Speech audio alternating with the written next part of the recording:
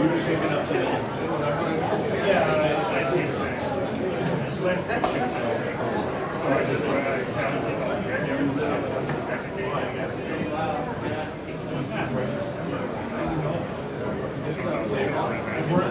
you, what are you?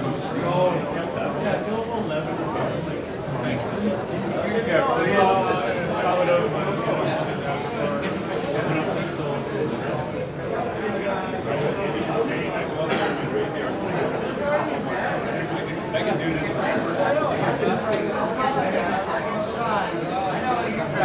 yeah, I feel like I'm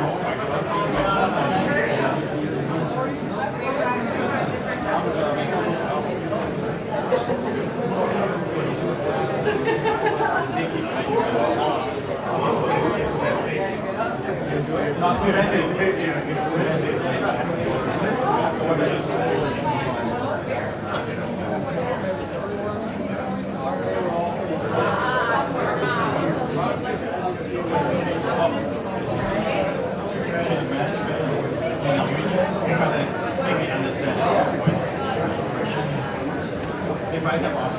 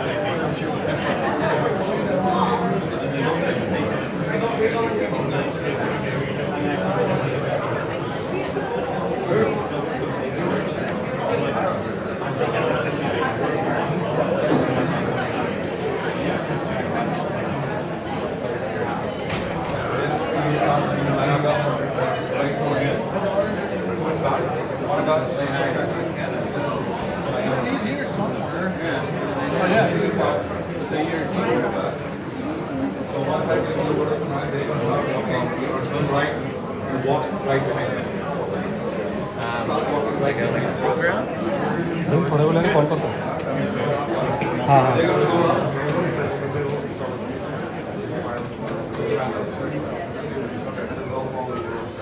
You guys will end it. Yeah, exactly. Yeah. We're following you. So great. I guess so. Yeah. Yeah. Down to the right. I'm guessing.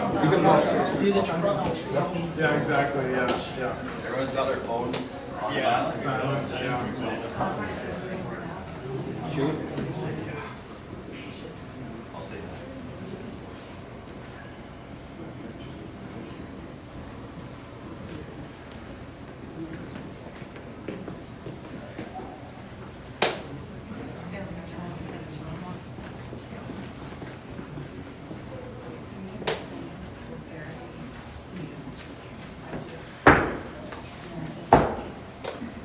On guard.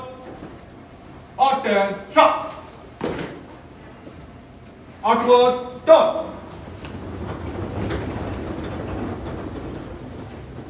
By the center.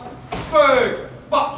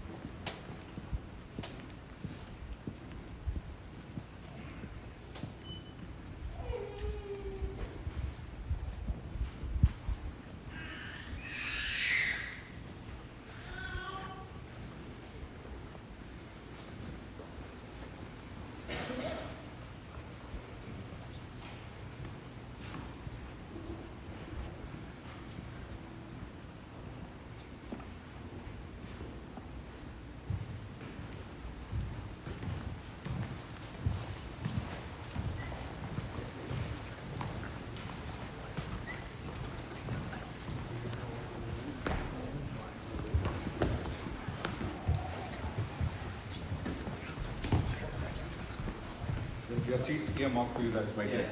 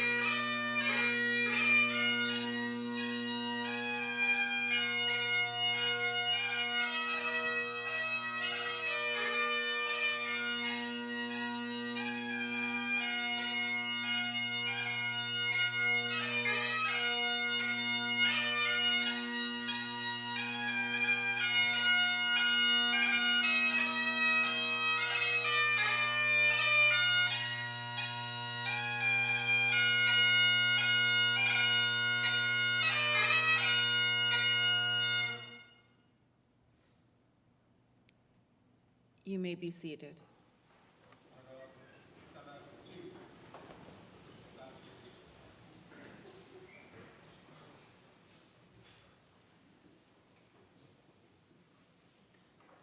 We've come here today to celebrate the life of Ian Norman Shaw, a beloved husband to Angie, a loving father to Parker and a father figure to Ryder, a brother to Laura, a son to Jeannie and Barry, and a caring uncle to many nieces and nephews. Ian was also a friend to many of us. By our presence here, each one of us is giving an indication that in some way we shared a relationship with Ian. Whether you are a neighbor, knew him from school, worked with him in corrections, are a close friend, or you're watching this now online, his family is pleased and honored that you have chosen to be here with them today to celebrate his life. In the book of Ecclesiastes, it says, there is a time for everything and a season for every activity under the heavens, a time to be born and a time to die, a time to weep and a time to laugh, a time to mourn and a time to dance. Today we mourn, today we weep. For those left behind, losing Ian, a husband, father, brother, son, and friend, is not an easy thing. Ian's death is particularly sad because many of us would say that he died so young. While Ecclesiastes also indicates that there's a time to dance and a time to laugh, I think it's safe to say that none of us will be dancing today. But we may laugh as we hear stories and remember the happy times that we shared with Ian. It's appropriate that we begin this service with a prayer. Faith and the church were a big part of Ian's life growing up. And although he never presented himself at work as an overtly religious person, Ian carried that moral compass of faith with him throughout his life. Let's pray together. Father, we stand in the valley of the shadow of death. Ian, a loved one and a friend, has passed us by and crossed through the veil of this life onto heaven. Surely you understand how Angie and Parker, Ryder, his family and friends' natural longing would be to have him with us, to see his friendly face, to share one more moment with him, to feel his boundless energy, and to participate in one more very long conversation. Our prayer is simply that you show compassion to his family and his friends in their sorrow. Be their refuge and strength. Lift his loved ones from the darkness of their grief to the peace and light of your presence. Amen. We're going to take some time today to remember the events that we shared with Ian. I'm going to begin with some designated family and friends, also some colleagues, and then I'm going to open it up for anyone who'd like to share a memory or a story. I just ask that whatever you share, it just be relatively short and appropriate for all ages. So first, I'd like to call upon Matt Wildman.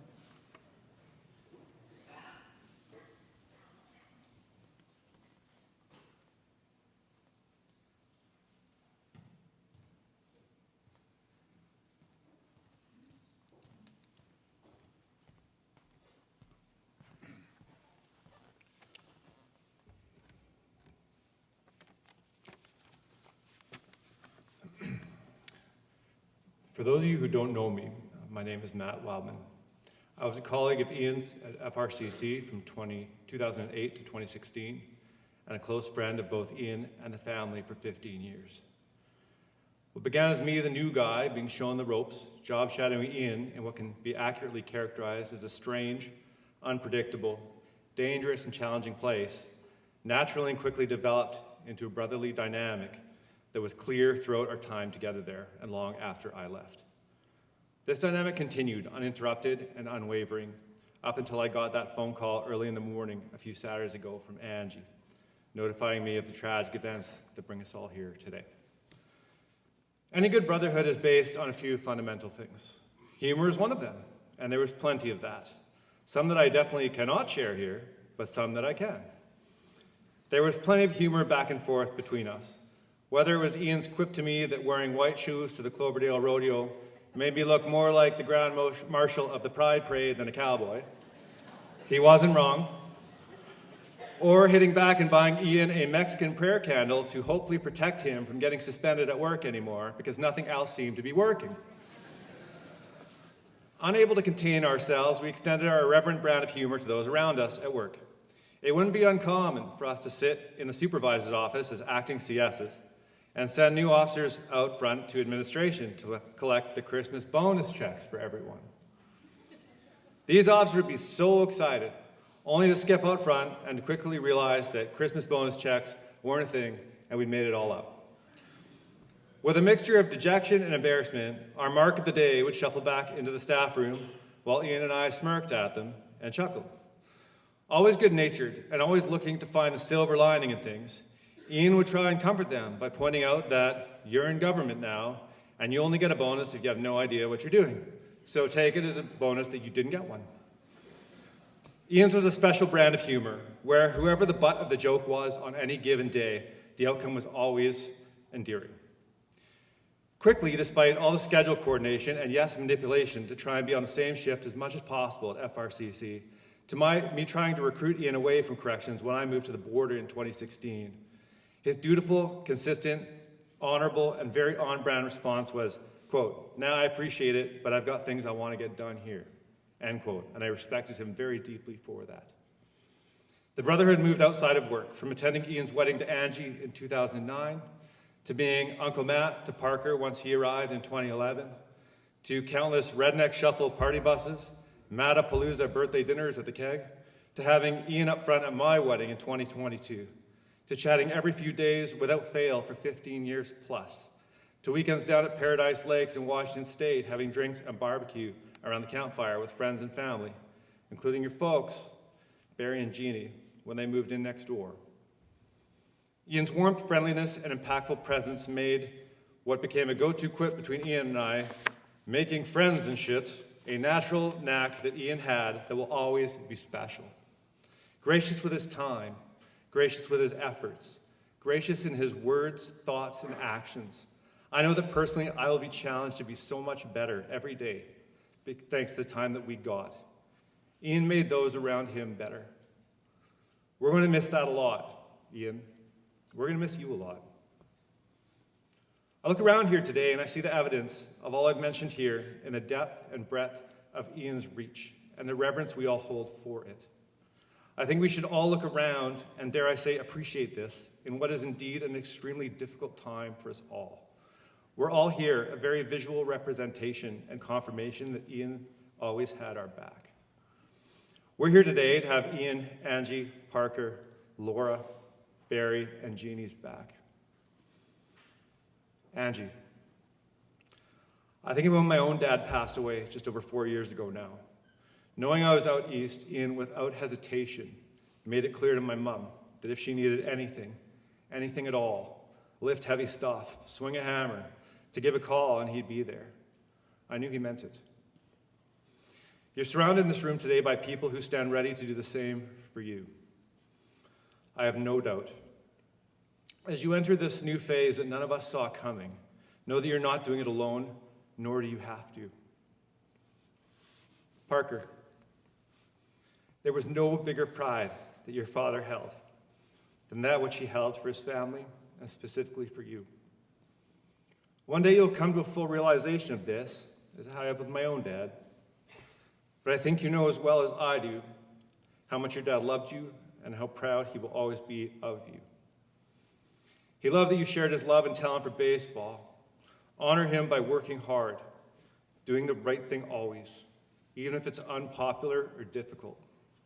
Taking care of your mom and making sure that the person next to you, no matter what you're doing, knows you've got them covered and just how much they matter. Team before self, always. Do one thing daily, worthy of your Father's pride, and the world around you will be enriched in the same way the world around all of us has been enriched by the time we got with Ian. That goes for all of us, really. Tomorrow is not guaranteed.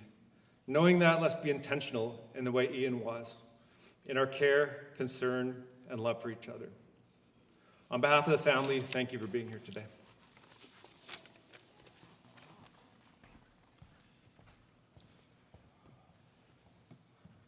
Thank you, Matt. Now I'd like to call upon Laura Hall, Ian's sister, and Stuart Clark, the brother of Angie.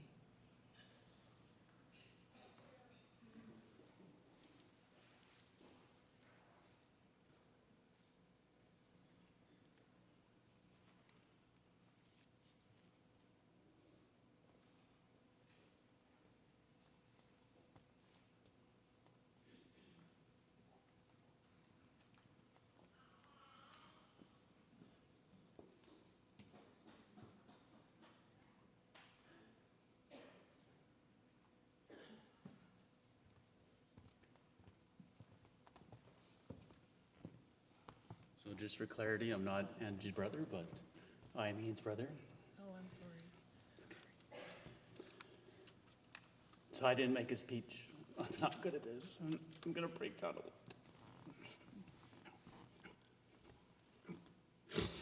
I met Ian when I was in grade 8, and I'm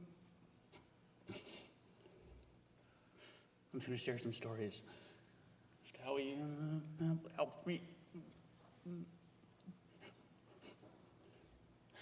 I remember meeting Barry for the first time. He's an intimidating guy. I remember Ian mouthing off to Barry, and that was not a good thing.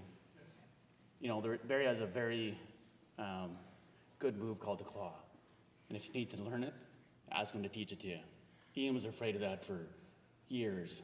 So I just remember Ian had so much respect for his dad, but he was afraid of him for a long time. And I remember picking Ian up on the way to school every day from grade 8 through 12. He could never get his ass out of bed, ever. I remember just dragging him down the stairs, throw him in my car, and he probably passed high school because I got him there, you know.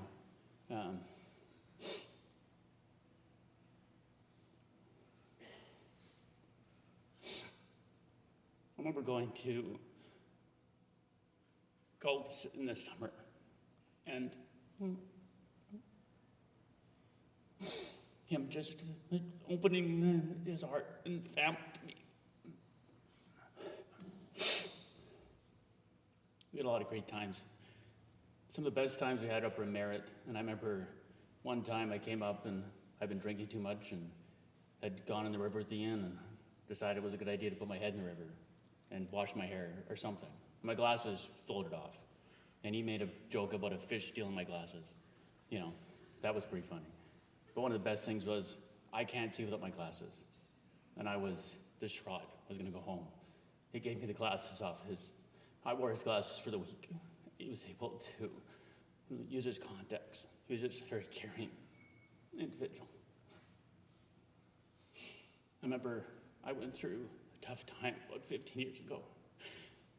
He invited me to move in with him and stay with him.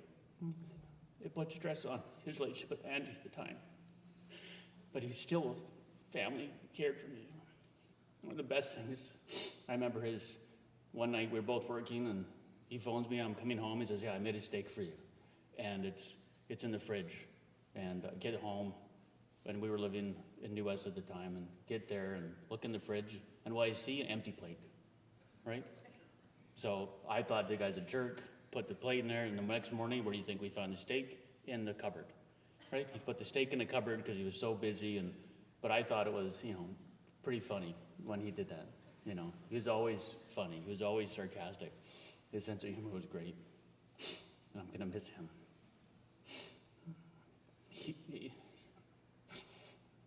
I've never been good socially. He helped me. He helped me become better. I'm sorry. You got this. He just was so full of love and energy. And I know he loved Angie so much. I was there at their wedding, and it was a great day. I wish we'd gone swimming in our penguin suits. Angie said we couldn't. She wasn't gonna allow us. She was gonna mad at us. There was a pool there, and we were all in tuxes. Ian wanted to go in, and I was gonna push him in, but Angie would have shot me. So we didn't. But, and to Parker, I know Parker's been a great kid. Great to see you growing up.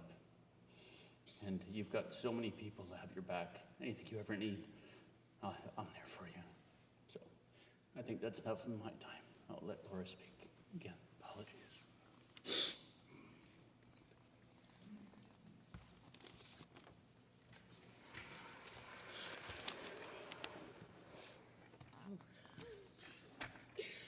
It's a little low, but it's all right. It's okay. Thank you. I was just saying to somebody as we were arriving that Ian's not the tallest person in the room anymore. I've got that job. So this chair is a little bit too low for me.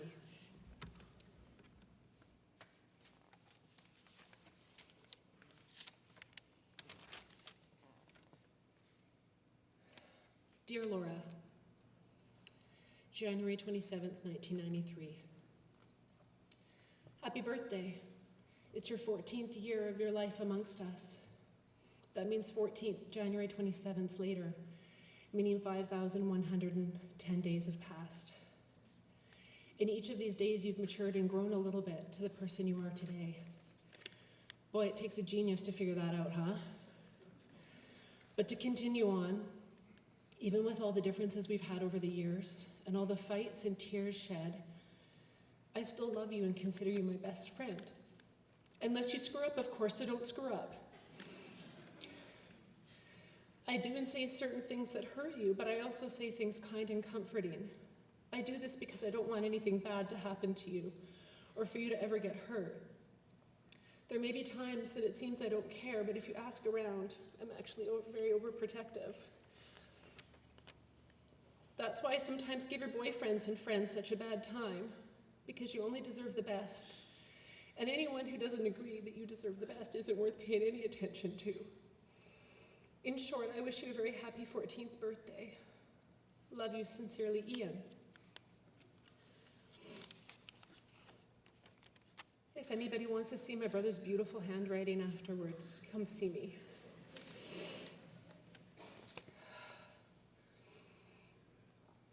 Dear Ian, it has been 31 years and 323 days since January 27th, 1993. That means 11,640 days. And thanks to ChatGPT, it didn't require a genius to figure this out.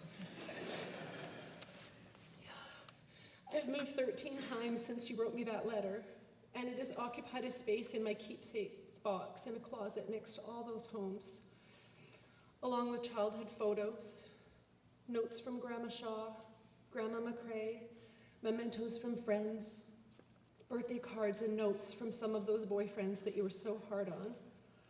The box sits next to another keepsakes box of Setyan and Rohan's first ultrasounds, early drawings and trinkets, one treasure trove of memories from the past besides the promises of the next generation.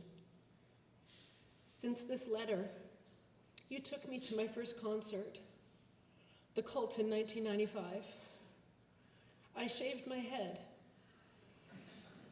It was the week of your high school grad.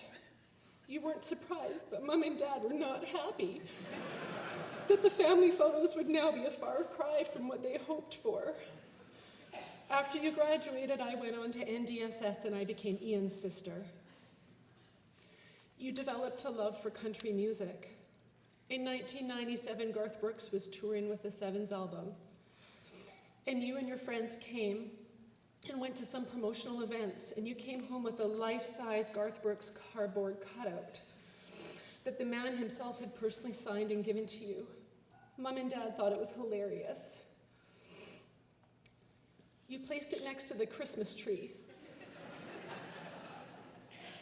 Every Christmas photo that year involved you, Mom and Dad, trying to position me right next to Garth Brooks, which I refused to do. That year, the tree stayed up past January 1st, which is a major Jeannie Shaw no-no, just to torture me with the Garth Brooks cutout a little longer. You worked at Lone Star and you were anointed as Stick. Your friendship with Daryl was forged, and together you were a duo to become forever known as Stick and Bandit. When my time came to graduate, you and Daryl rented an RV and drove my friends and I all around until the break of dawn.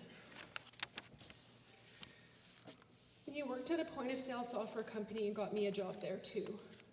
You taught me how to coast under the radar when I was late for work. A note for guests, particularly the younger people in the room. Ian's move was to call into work when he was running late and ask if anybody wanted a coffee.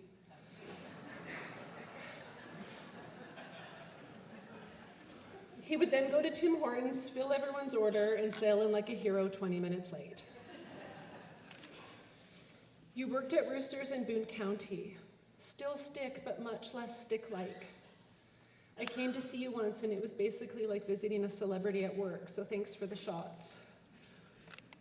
You joined the management team at White Spot, and you were eventually posted at the White Spot I had worked at throughout high school, and you were now known as Laura's brother.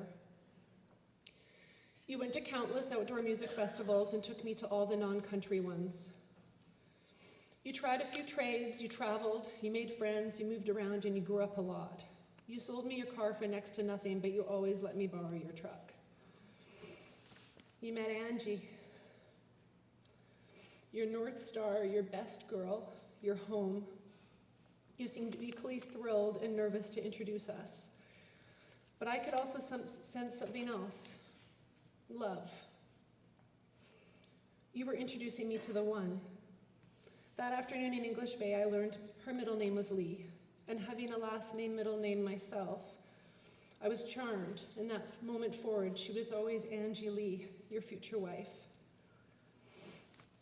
We went to Hawaii with Mom, Dad, and Grandma several times. The year we brought Angie, Daryl came too. Uncle Rob joined us. And we took Grandma on a helicopter ride around Oahu and passed through valleys full of rainbows.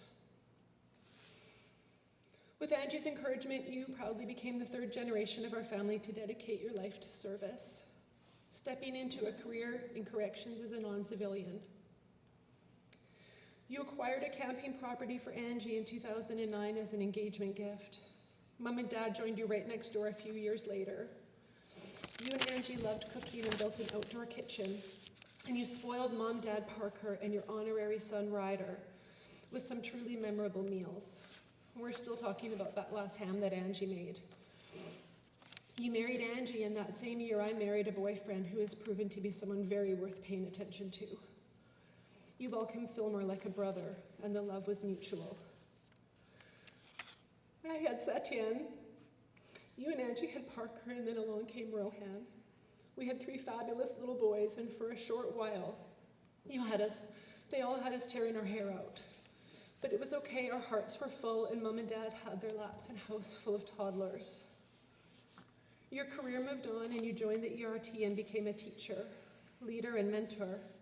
Your letter writing skills lent themselves to some prolific logging in your shift notes. I heard. You started writing my birthday letters publicly on Facebook, so now I wasn't the only one crying on January 27th. Have you all memorized my birthday yet? You and Angie began taking Parker on vacations where you discovered a shared love of Mexico. Much like Dad did, when we were young, you worked overtime shifts to ensure your family could have the experiences that you wanted to provide. These efforts led to annual adventures in Mexico and registration in all of Parker's favorite sports. Continuing another proud third-generation tradition, you made sure Parker was involved in baseball as you were. And his dad was before you.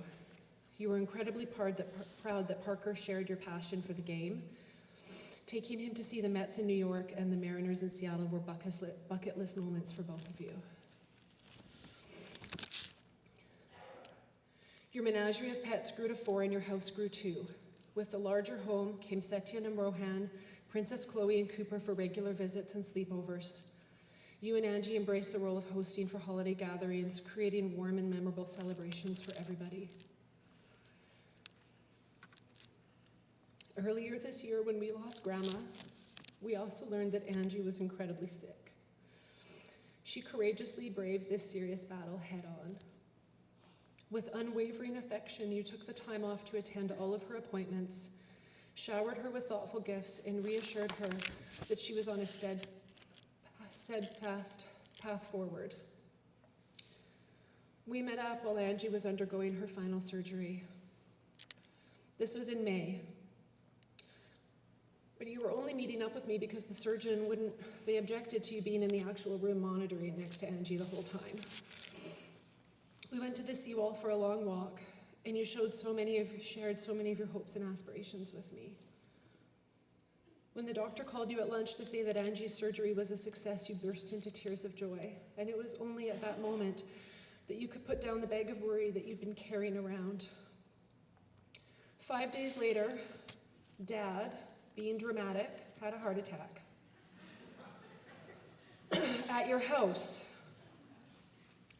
Despite the state that Angie was in and the stress you were under, you handled the situation as teammates do, and then you, Angie, and Parker took care of Dad and consoled Mom. Throughout it all, you led our family, taking care of tasks small and large, and showed up as the man we are all proud to call brother, uncle, friend, son, husband, cousin, father, and colleague.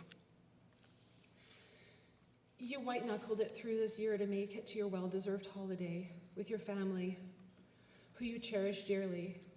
To you, this is what mattered the most. Our story isn't finished, so I'll continue to write this letter to you. You'll be so proud of us and the way that we celebrate your life. Our boys will carry on with strength and honor. How wonderful life was with you in this world. Love, your sis.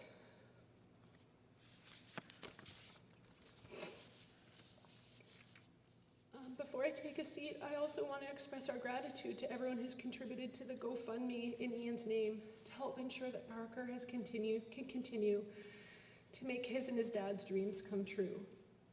And thank you so much to everyone who traveled far and wide to this celebration of Ian. We love you all.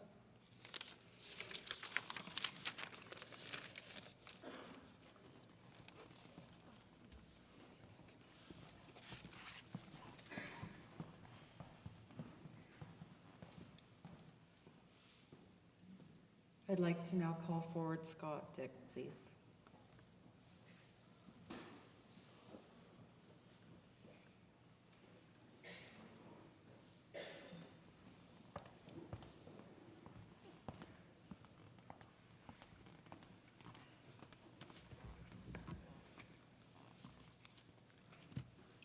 Wow, it's hard to follow up all that. So I'm Angie's brother, so I'm Ian's brother-in-law. We have a different relationship, obviously. And seeing all the friends here, family, makes this really, really hard, but great to see all the great friends and family that's here. When I met Ian for the first time, he was really tall, but he was skinny. I don't know if you guys remember how skinny he was. But as Angie's brother-in-law, or brother, it was my job to size him up. I'm a little shorter, so I still felt pretty good about my odds. But as time went on, Ian got bigger. He got stronger. And he's still is super nice, always the nicest guy in the room. So, loved seeing him all the time. Ian was always the most talkative guy in the room. He could talk your ear off. Every Christmas, whatever holiday, birthday, he sat there and just talked. So never a dull conversation. He always wanted to be part of whatever was happening. Whenever I was around, he treated Angie with the utmost respect, and I know he loved her. I got to hang out with Ian for 3 nights at my cabin this summer. He shared with me his hopes, his dreams, and a future with Angie and Parker. He had it all planned out over the next 5 years plus. Sat there telling me all about it. It was great. I'll never forget it.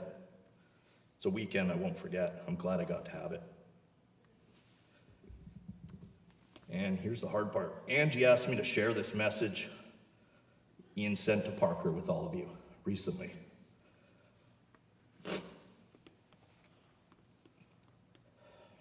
To my badass son, whenever you're feeling sad or down, you're having a bad moment or aren't feeling confident, know I love you.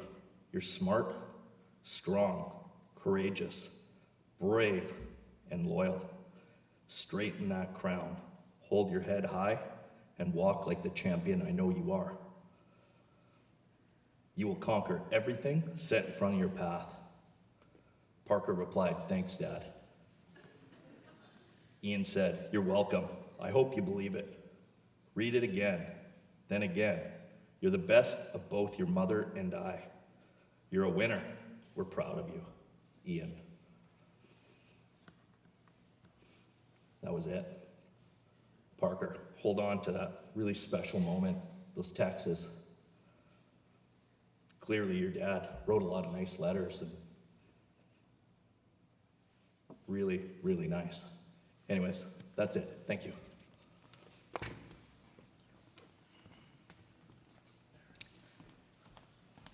And I'd like to call up Daryl Maddock.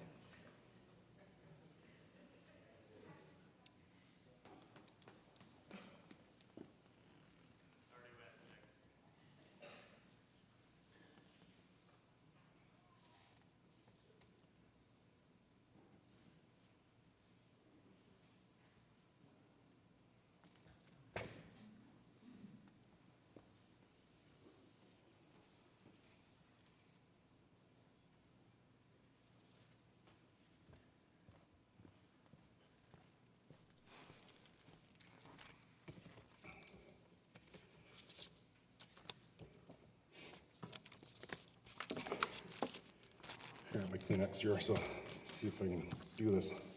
So I'm Scott Dick.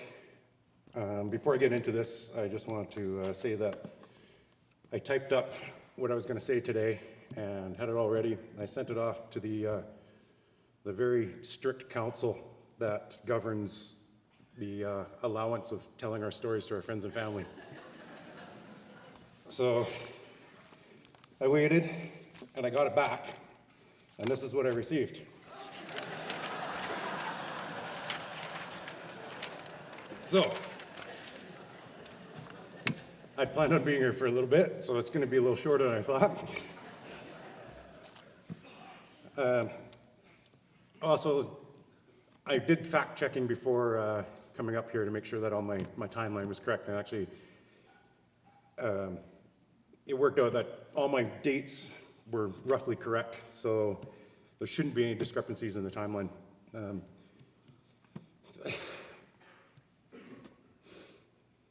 It spans 25 years. It's a long time. And it seems like yesterday, and it seems like one continuous long weekend of just so many memories. So, Ian and I both went to North Delta Senior Secondary. We both have, sorry? Huskies, yes.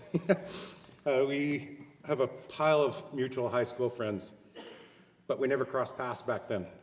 Back then, North Delta was only grade 11 and 12, and I'm 2 years older, so I'd already graduated by the time Ian attended there. I first became aware of Ian in the late 90s. I started hanging out at Boone County, and he worked there as a busboy initially. And before they did the renovation, the bar was kind of in the middle of the room, and there's this drop-down part from the ceiling and went around it where you get the glasses and whatnot. And the entrance from behind the bar to get in and out, that drop-down went over top of that as well. And there was a sign above that said, "Stick Duck." And when I first started going there, I had no idea what a stick duck was. So didn't really think of it too much. And then I was there, and then Ian was working, and he was coming out from behind the bar, and as he walks past, he ducks, slaps the sign, shit-eating grin on his face, keeps walking. Eventually, I got introduced to him, and here's his stick, and it was at that point where I clued in that stick duck wasn't a thing. That was his sign. Ian later moved on to DJing there, and I'm not gonna lie, you could set your watch to the correct time any night he worked when Sandstorm started playing. There's a long-standing joke that anyone hanging out in the back bar, song comes on, you hear 3 or 4 people say it at the same time, "Oh, it must be midnight." Hanging around Boone a fair amount, becoming a regular, if you will, you would undoubtedly meet the fellas and ultimately end up at the rugby club house across the street, as most of the fellas played rugby. Did Ian and I play rugby? Hell no. Could we drink like rugby players? Hell yes. It turned out that a lot of the fellas worked at Roosters as well, so it became obvious that we were going to start hanging out there as well. And then Ian started DJing at Boone County with our friend Rod. And, he started DJing at Boone, and then later Rod went on to start DJing at Roosters, and then Ian started there as well. And when you're a friend of the DJs, and you hang around them a lot because you're with the DJs, guess what? You can become a DJ as well. So that began my 3-year stint officially working with Ian. We spent a lot of time at Roosters, and either working there or just hanging out with the guys while they worked there. And the job wasn't tough by any means. The band was on most of the night, so we just had to do a 30-minute set here and there. And do you think while the band was playing that whoever was working that night would be a responsible adult, maybe step outside, go to the back room, take a break, relax until the band came back on? No way. That's 30 minutes of pure power drinking time and socializing. The only good thing but that comes at a cost.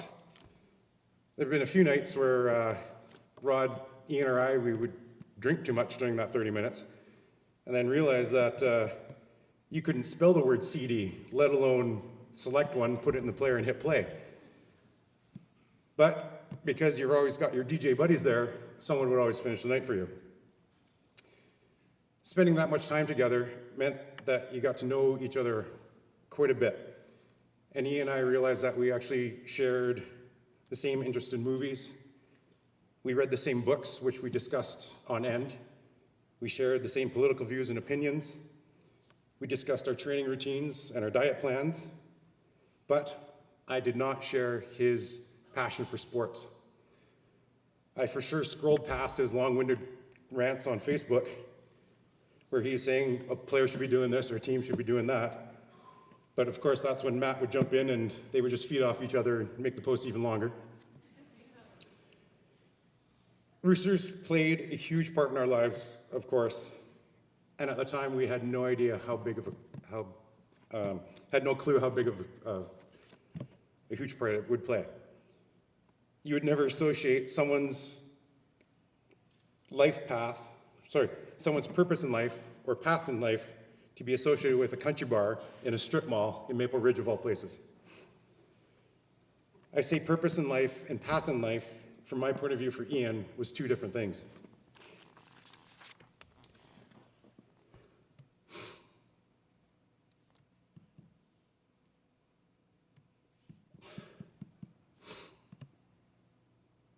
I will start with his purpose in life.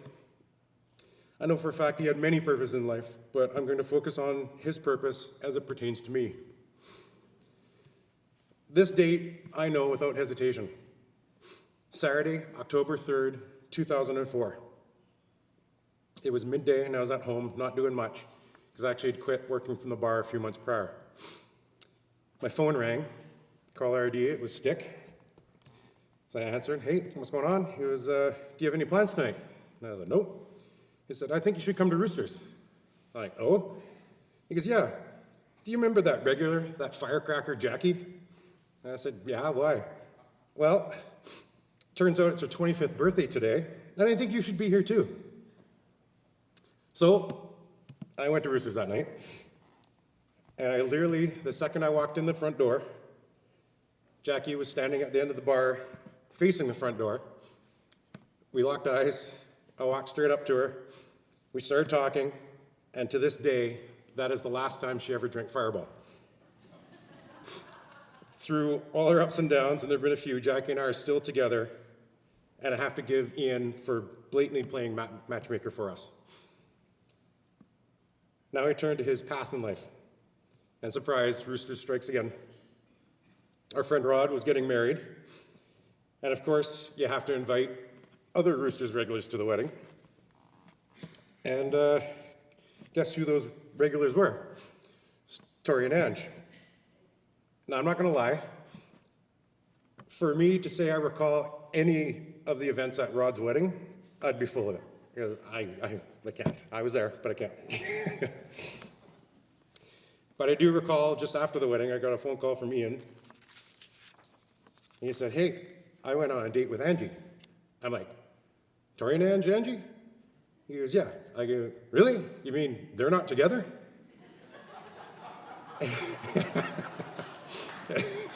he goes, no. I'm like, how did you manage that?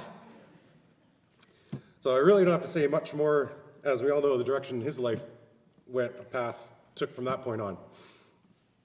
And how ironic is it that Ian and I graduated from North Delta?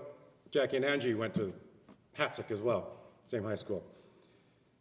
I'm going to wager Roosters played the big part, as it's the middle ground between North Delta and Mission. Angie and Parker were Ian's world. I'm going to finish off by sharing the last text conversation I had with him in mid-October. We were discussing our training, and he was telling me that he was waiting for the results from his doctor as he injured his knee at work. He was saying he was going to retire from the ERT, and I agreed. You got to leave that for the young kids. I'm getting too old for this. He did say that the injury got him out of having to go to the pumpkin patch. And of course, me being me, I said, pumpkin patch? I go, that's for toddlers. To which he replied, Angie likes to go for the photos, the food trucks, and the cider. Me being a typical guy said, well, that doesn't require you. To which he responded, very true, but it makes her smile. I felt like a complete ass at that point, and I really had nothing to say, so I didn't respond. And that's the last conversation I had with him. That text is still on my phone. We'd planned on going for sushi when he got back from Mexico. I turned 50 in May, and with Andrew's surgeries, it was right around the same time, so he was unable to make it. So I hadn't seen him in a while, and we've been planning for months to get together. But life just kept getting in the way. It seems like it's such an weak excuse now, as it only takes a tiny bit of effort to get together with a friend or family. But you have to make that effort. So Ian, until we meet again, keep the Crown Royal cold for me. Thank you.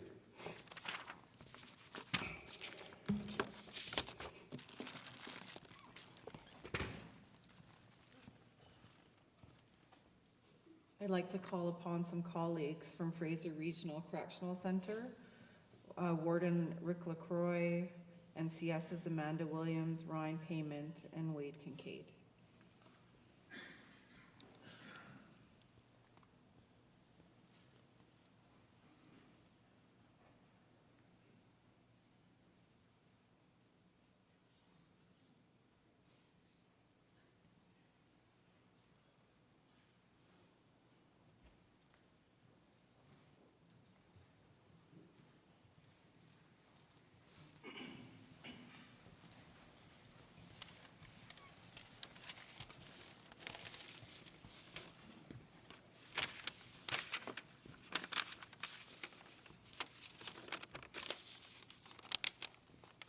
Hello, everyone.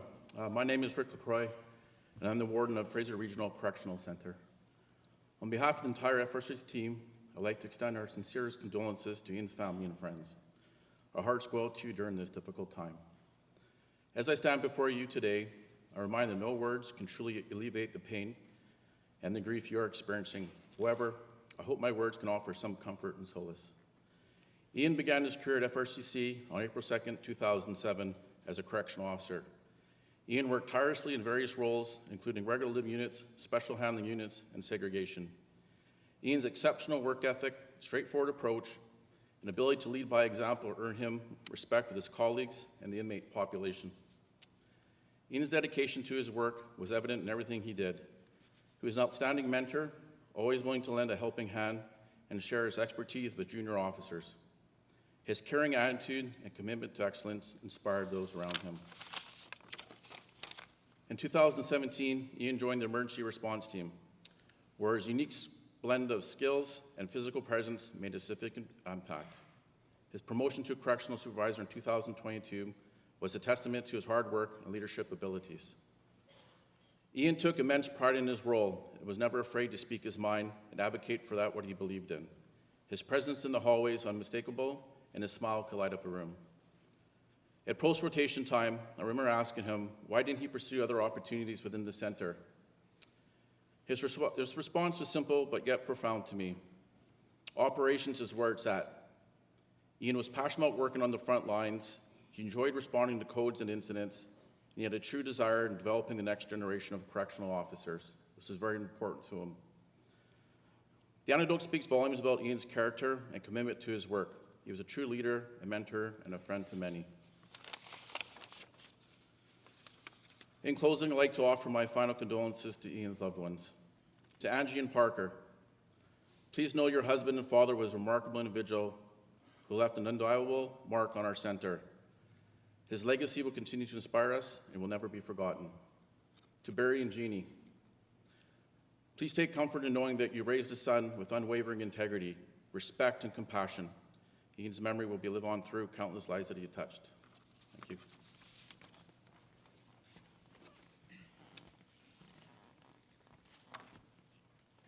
Didn't bring my stool. Shaw, there's no way this can be real. It's impossible for you to write a use of force report with less than 10,000 words.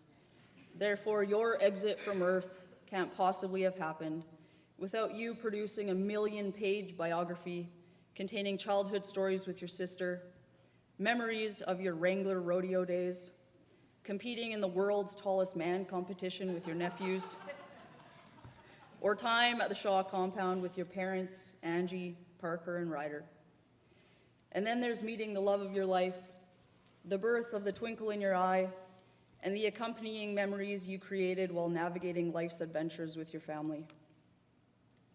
You had no shame in making everyone aware that you were the happiest and luckiest man on the planet with the life you were living. Shaw, a man of many words, many, many, many words. I would often look at him and ask, "Are you done yet?" Because I stopped listening 20 minutes ago.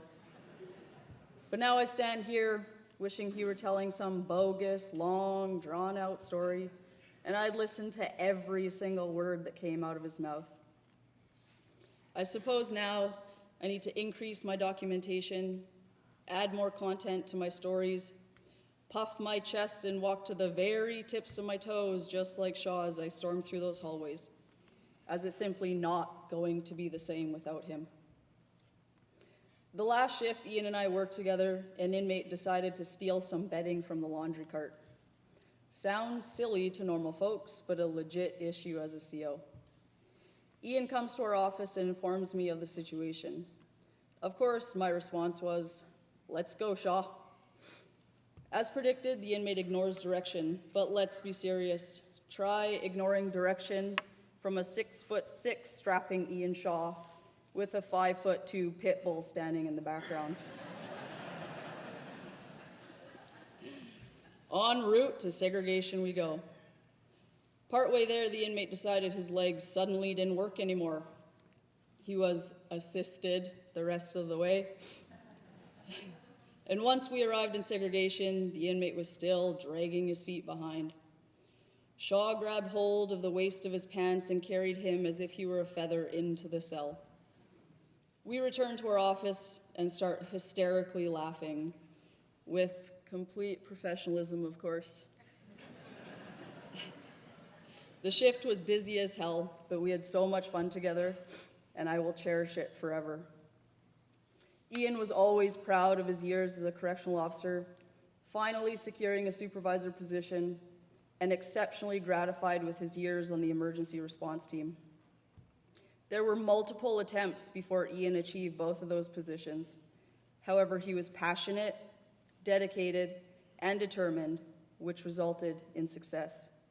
And honestly, who wouldn't want a man of Ian's stature suiting up for a tactical situation or having your back in any given circumstance? He was encouraging of others to join, always focusing on people's strengths and offering endless experiences and knowledge along the way. Officers of all ranks looked up to Ian, literally and figuratively. He was a natural leader who kept his partners entertained with his stories, generous soul, endless memes, and ominous sense of humor. Life as a CO. Anyone lucky enough to work with Ian was simply that, lucky enough. Ian, a very proud man, proud of his pristine, pearlescent, white, long box Dodge Ram, which he would park at the furthest point from the entrance, hoping no one scratched it, and so everyone saw it as they entered the parking lot. Turns out it was the ideal location for a bear to climb right on top, attempting to get whatever goodies he had in that matching canopy. Shaw, though jacked, was a gigantic softie. Quite possibly the most thoughtful human I've ever known. He always knew when people were going through hell. He'd stop in and bring coffee, deliver flowers, send a heartfelt text message, assist getting them a job, or stop to have a beer. Though we all know he never lacked words, he was an impeccable listener, supporting those around, never making it about him or minimizing someone's struggles. He always had the time of day for anyone. Their concerns were always relevant no matter what, and this is not a trait easy to find. Ian was the most generous man, so generous he stored tin after tin of Copenhagen throughout his house just for Caleb. Many times over 11 years, he'd come over to my cabin from what is referred to as the Shaw compound. We would throw log after log on the fire, usually while Ian talked 99% of the time, with my country music playing in the background. Angie got to enjoy her quiet time at their trailer while Parker ran amok with my kids. He would bring his cooler over, set it right beside the chair I always had waiting for him, and he would mix drinks with who knows what, often topped with a jalapeno. By the time we were heading our separate way around 1, 2, or 3 a.m., standing seemed to be optional. On one occurrence, as if out of the Matrix, Shaw contorted his body around the ring of my fire, crushing a plastic table nearby. Orange chunks of plastic flying in every direction. While we continued hysterically laughing, he was up, wiping the dirt from his Carhartt vest, and ready to make his way back to his place in the dark of the night. Cabin life just doesn't look the same. Last year, Angie bought a pre-built cabin for the Shaw compound. As she's telling me about it, I was so excited. Adult Lego made out of wood? Count me in. I showed up at 10 a.m. Crickets at the compound, until Vader and Bane, their 2 German shepherds, heard me. "I'll be right out, lady," Ian hollers. He ducks through the trailer doorway, appearing dissatisfied to do work, especially before noon, while Angie and I were so stoked to assemble the cabin. After a few coffees, we were making progress. Shaw, no ladder needed, Did everything directed by two determined women, and after many drinks, delicious food, lots of laughs, and over the course of 2 days, the cabin remains, standing strong and proud, just like Ian always was. Angie, Parker, Ryder, Jeannie, Barry, Laura, and all of your family. This void will never be filled. Ian will never be forgotten. You guys will never be left to cope alone. I know I can speak for our corrections family. We got you. Parker, pursue your dreams. You will achieve amazing things with the example your dad set and with the support around you. And Shaw, the air at your height has always been far more fresh than the low polluted air I breathe. I'd imagine it's even cleaner up there. We'll take it from here. Love you, Shaw.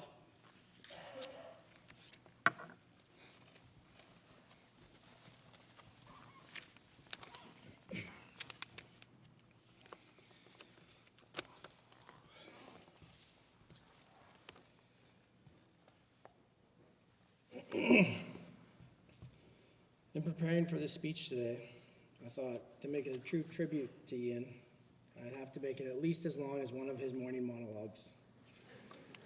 But nobody could do that, so I just wrote in big font and lots of pages. A while ago, Ian was off work with an injury. As he and I would often joke and tease each other, I decided to do a fake injury note up for him.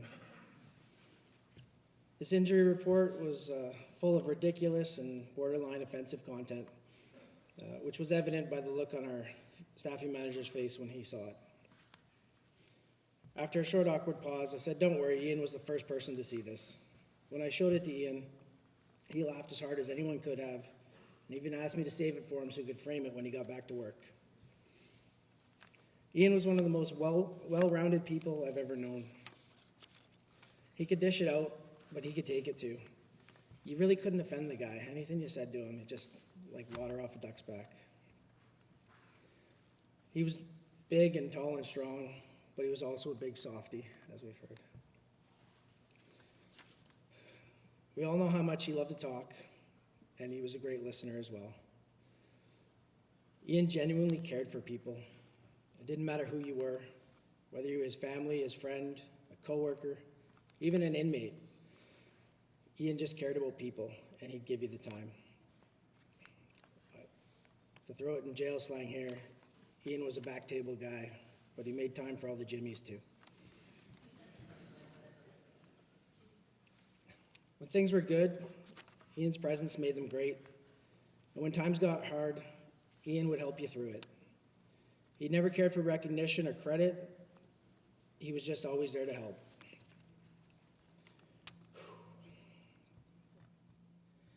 One of the lowest times in my life, Ian was the very first person to pick up the phone, call me, and he was there for me. Him and Angie were there for me and my family, and that's something I can never forget, and I will be forever grateful for.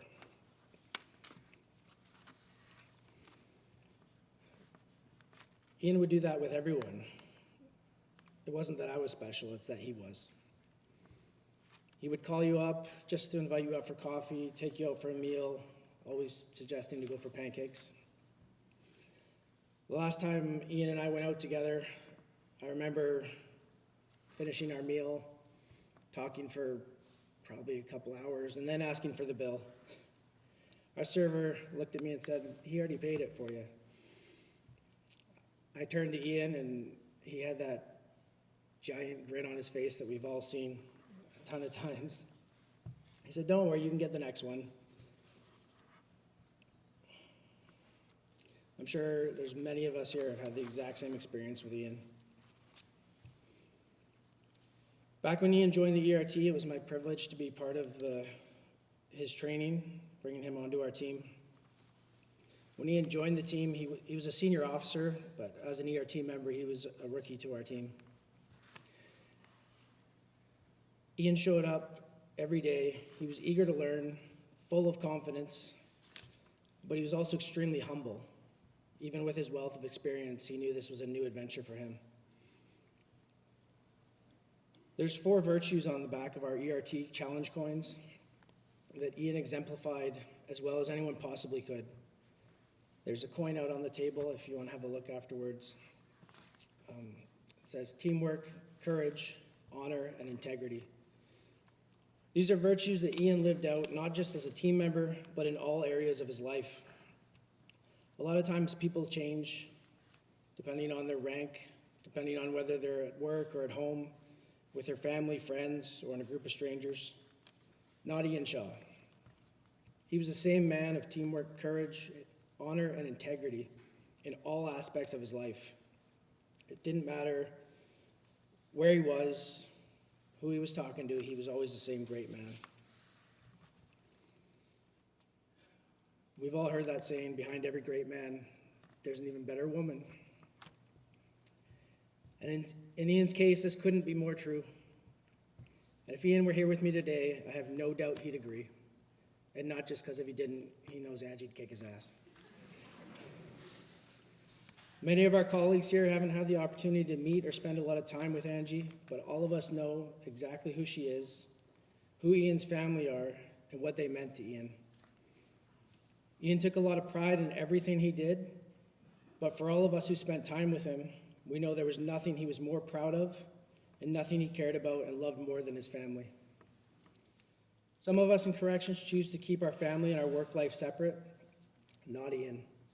He would speak of his family more than anyone I know, and he'd be beaming with love and pride when he did it.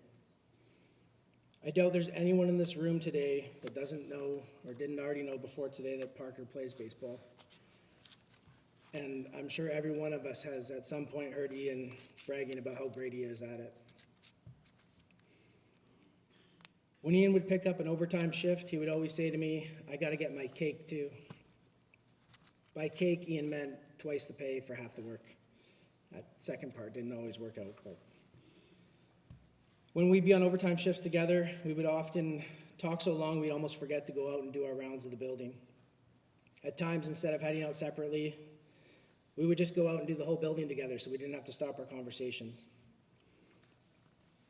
Ian would often talk about how he planned to spend this extra money on his family, the places he wanted to take them or the things he wanted to buy for them.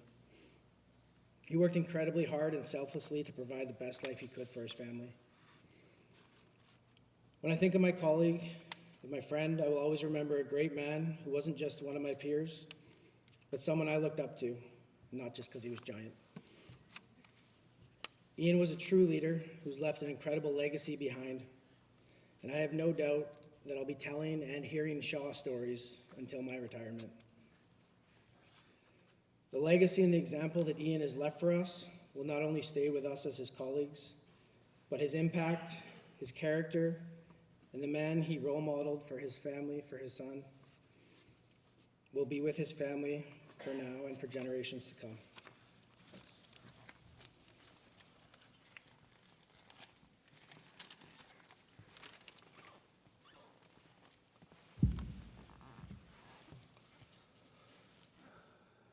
This morning I took one more look over what I was going to say today, and all I could think is it's just not right. And that's kind of how I think we all feel about this right now. It's just not right. So many stories about Ian I could tell, but I'm pretty sure the standards of conduct apply, so I'll keep those to myself. I've had the opportunity to work with Ian for about 12 years, and in this time I got to work with him in a variety of capacities as COs together, working segregation in the shoe, CSs together, and on ERT together. And there's, quite a few things I learned about him in that time. He took great pride in his family. He would talk about his family at end, always talking about his wife and what they were doing, talking about Parker and his baseball, and that was something we shared. My kids love sports, and so he was very proud of his son and his sports as well. So spent a lot of time on that. He took great pride in his career as well, where he held the role of a supervisor and joining the ERT. I remember when he first was successful joining the ERT after his multiple attempts, he completed his initial training, and then he joined the rest of the team for team training. And He was one of the only people in corrections I've ever had to look up to, but I swear he was 6 inches taller that day.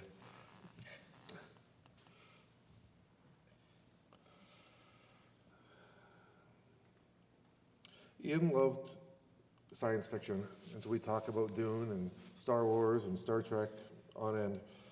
And he would tell stories like a Klingon warrior.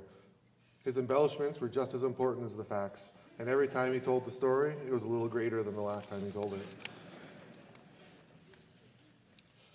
He had a genuine kindness, whether it was teaching new recruits, helping out staff that had been around for a while, or listening to someone's problems. He always did it without question and without ever asking for anything in return. To lose a good person before their time in a way that is so sudden is difficult to come to terms with. He'll be deeply missed by those of us who continue to walk the tiers without him.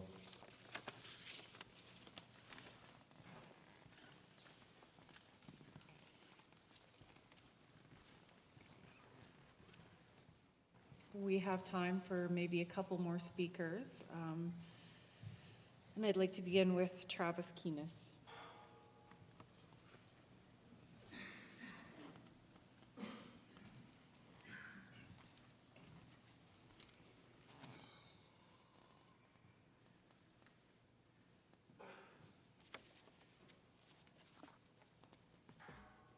Afternoon, everyone. Ian was a force even when he first hired on in 2007. I can remember as a scheduler, you see this young rookie coming in, standed out a lot more than others because of his height, but his energy. And as we all know, his spark for speaking carried on and through. And through the years, we've all been held hostage on numerous occasions on his monologues that he developed and enjoyed ourselves in. So with that thought in mind, we never thought we'd be at this place in our lives, or we wouldn't have that conversation anymore. And through a night shift I went through, and I was trying to think of something to say, and I came across a short poem which sort of wraps up, I think, a lot of people's feelings on an occasion like this. It's titled The Unfinished Conversation. Words hang in the air, unspoken. Sentences left incomplete. Our final conversations lingers. A dialogue we'll never meet. I find myself talking to you in empty rooms, in quiet spaces, continuing discussions long past, imagining your responses and your faces. But silence is my only answer. The conversation one-sided and hollow. Your voice, once so clear in my mind, becomes harder and harder to follow. This unfinished conversation haunts me, a reminder of all left unsaid. The words will never exchange. A stillness is all that remains in its stead. Ian, my friend, we'll miss you, and you will not be forgotten. Thank you. Is there anyone else that feels like they would like to share?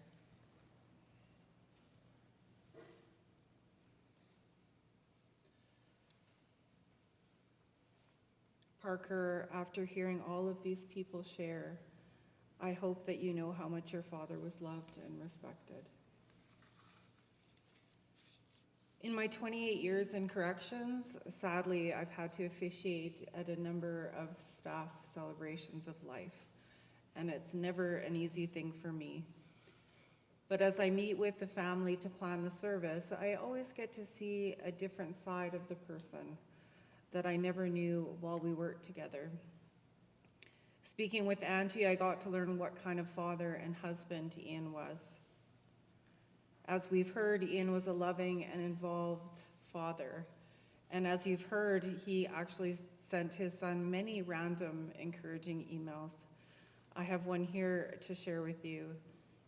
Hey pal, I totally forgot that your mom set up this email for you. I wanted to let you know that I love you very much. I'm so proud of you and the person that you are becoming. You make me smile every day.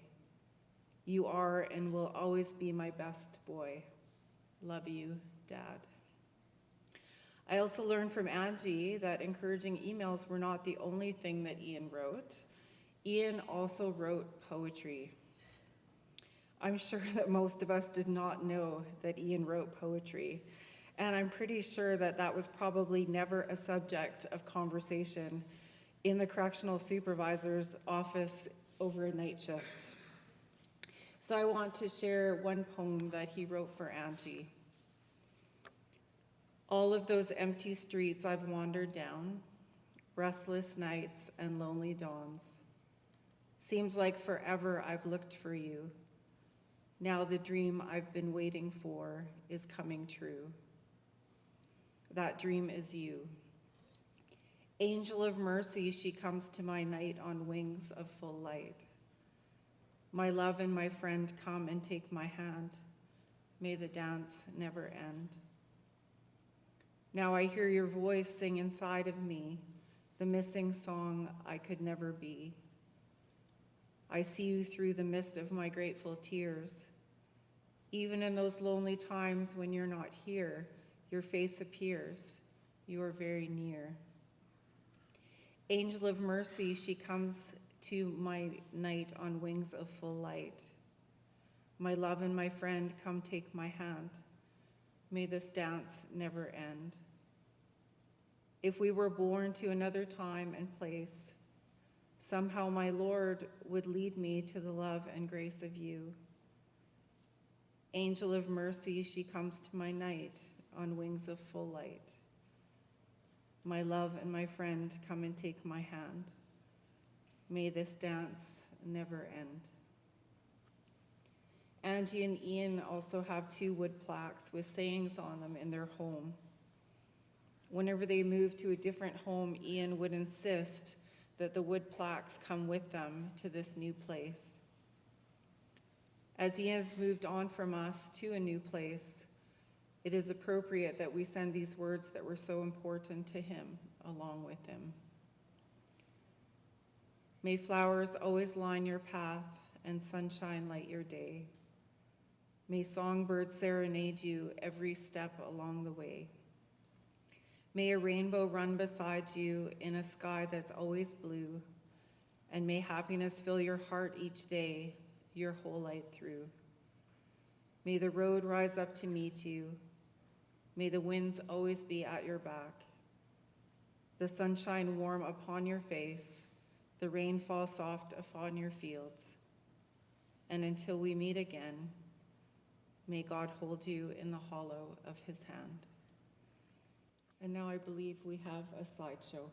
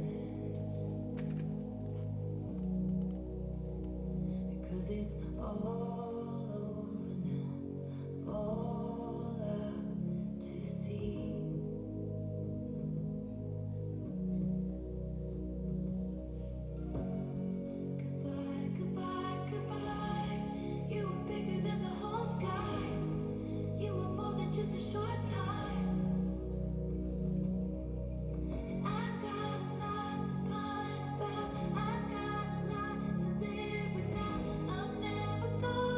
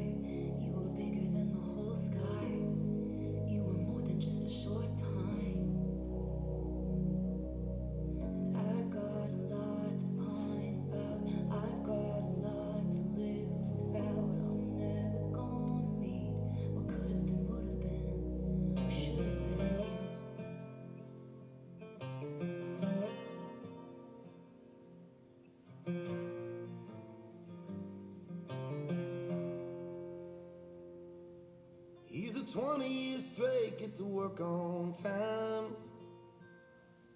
He's loved one woman for all his life. He's a shirt off his back, give you his last time. He's strong. He's in need to move something, you can use my truck. He's an overtime worker when the bills pile up. Everybody knows he ain't just tough. He's strong. Strong. He'll pick you up and won't let you down. Rock solid inside out. Somebody you can trust. Steady as the sun. Ain't nothing gonna knock him off the road he's rolling on. He's strong.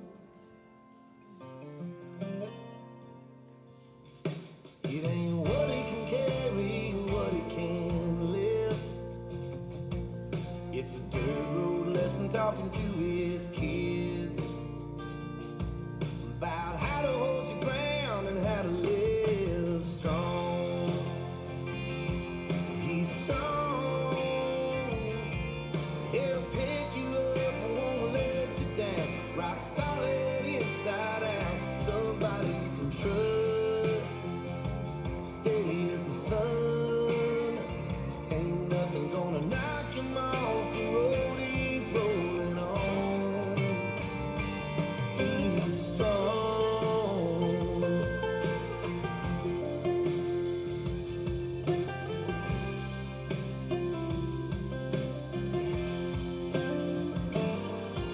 Strong like a river rolling. Strong, gonna keep on going. Strong, when the road runs out, they're gonna keep on talking about how he was strong.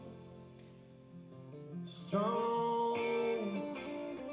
He'll pick you up and won't let you down. Rock solid inside out. Somebody you can trust. Steady as the sun. Ain't nothing gonna knock him off the road he's rolling on. He's strong.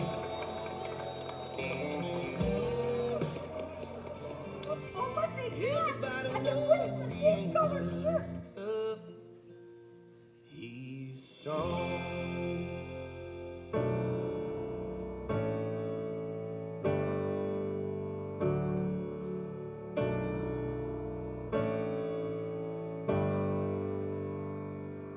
Well, I know you're up in heaven, but damn, it hurts like hell. 'Cause I'd just be pretending if I said anything else. And I know God don't make mistakes, but this sure feels like one. That won't change the facts, that won't bring you back. So I'll cry 'cause it's over, and smile because we had you. Packed a whole lot of living even though it ended all too soon. And in time I'll start healing, but even when I get that feeling, no matter where I go or what I do, I'll never not remember you.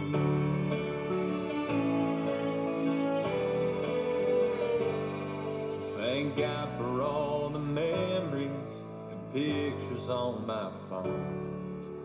They don't fill the empty, but I feel less alone. And I know you're with the angels, right where you belong.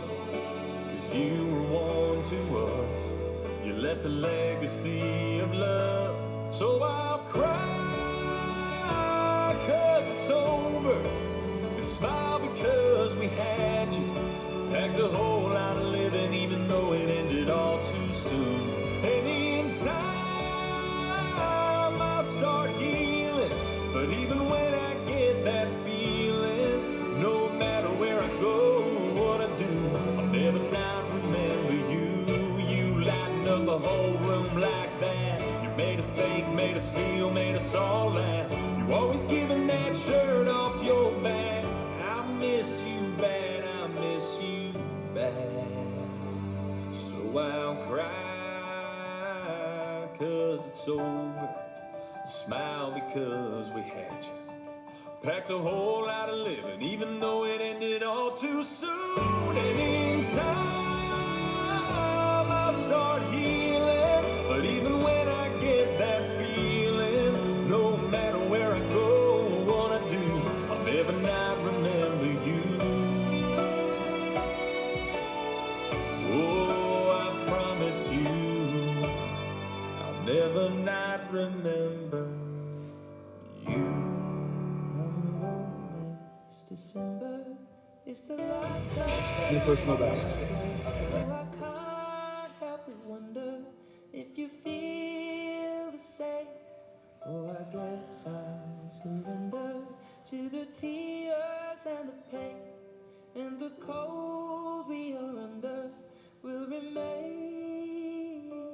You were the hearth light, my fire that died, waiting for morning sunrise. There is nothing under the tree that I wished for. I want you to come back to me and be like before. Have I lost you and nothing will ever fill the hole? My heart will be here under the tree, just letting you know.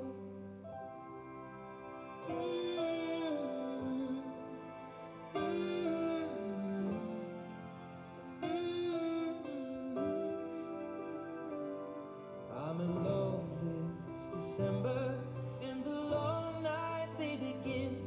Still my mind's overthinking now whose arms you're in. And were mine just an afterthought of needing to be kind? Guess when we're out of sight, it's out of mind.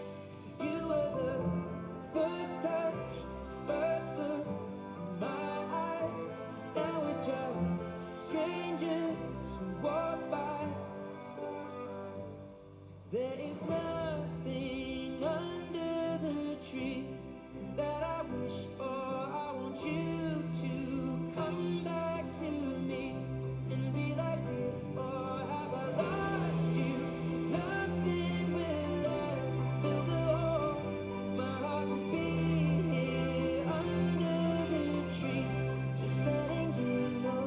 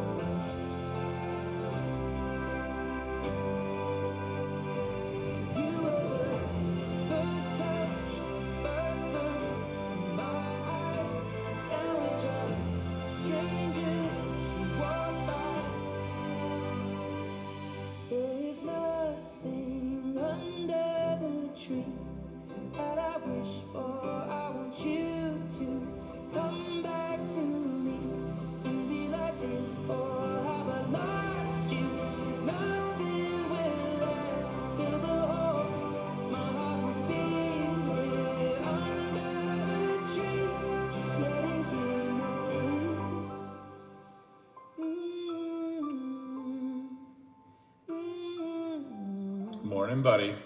Dad just wanted to take the opportunity to tell you that I love you, and I hope that you have a really good day at work. I'm really excited about us going on our trip. We leave on Sunday night to the airport, so I hope you're getting excited too. I love traveling with you and Mummy. I hope you both have a really good day and know that I love you both very much. I'm proud of you, son, for all the efforts you're making and your improvement in your reading and that you're working so hard at martial arts. I love you, Daddy.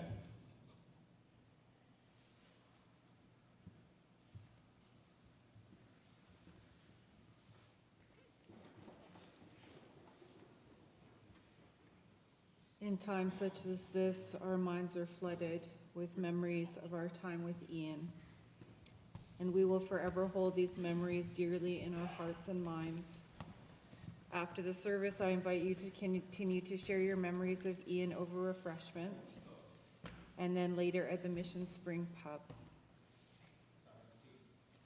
In a moment, I will call upon the piper, who will be followed by a presentation by the Honor Guard. The piper will do two things. First, the piper will play the last post. The last post is a call that signifies the end of a day's activities. At a service such as this, it is our final farewell, symbolizing that Ian's duty is over and that he can now rest in peace. Then there will be a moment of silence, during which we will stand. During this silence, you may want to remember some happy times that you and Ian shared. I'm just going to turn this over to Parker.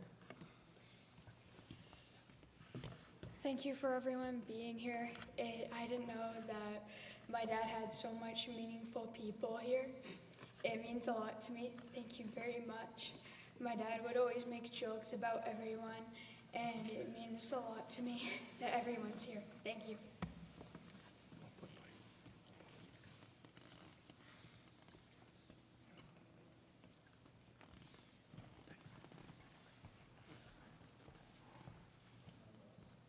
Now I'd like to call upon the piper.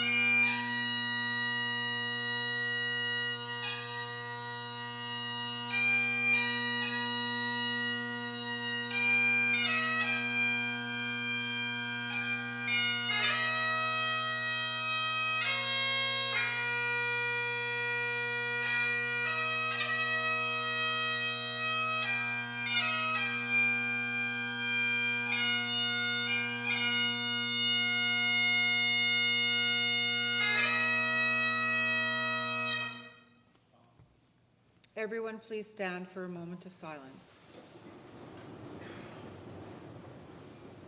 In honor of Ian Shaw.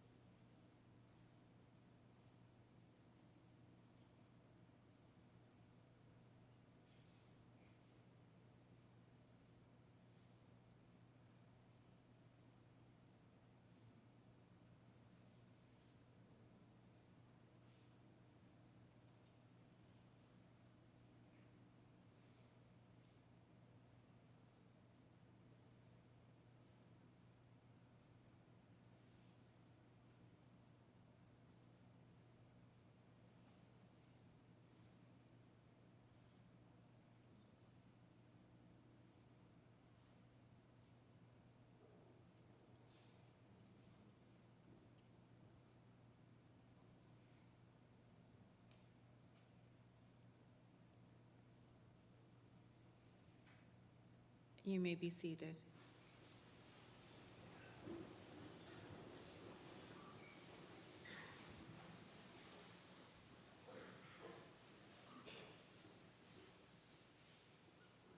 Now I call upon the honor guard.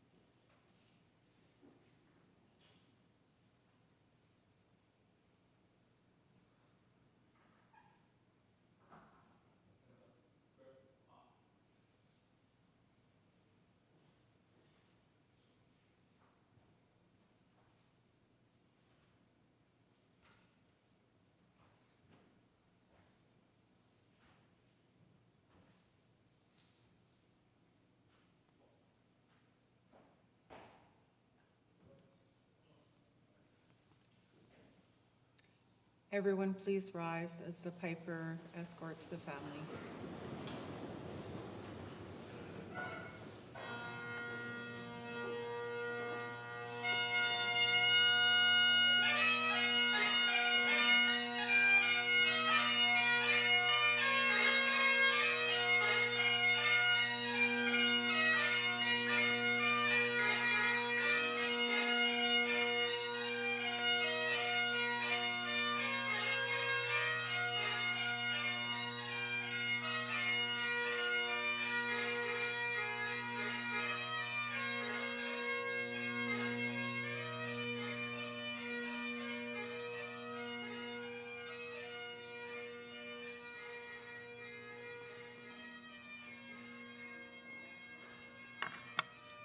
Again, please join us for refreshments right after the service. Thank you again for coming.